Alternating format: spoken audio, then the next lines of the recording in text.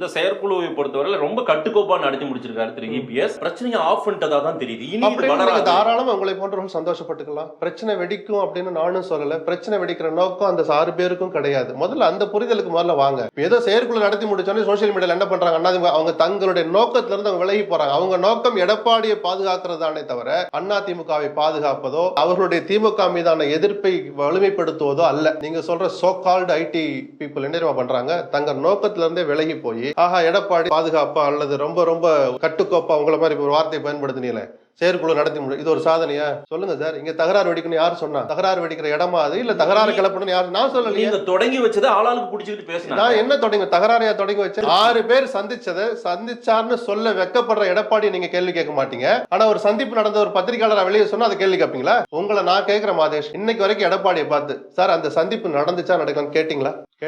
இல்ல. கேட்டு அவருடைய பதில் வரட்டும், அப்புறம் பேசுவோம்.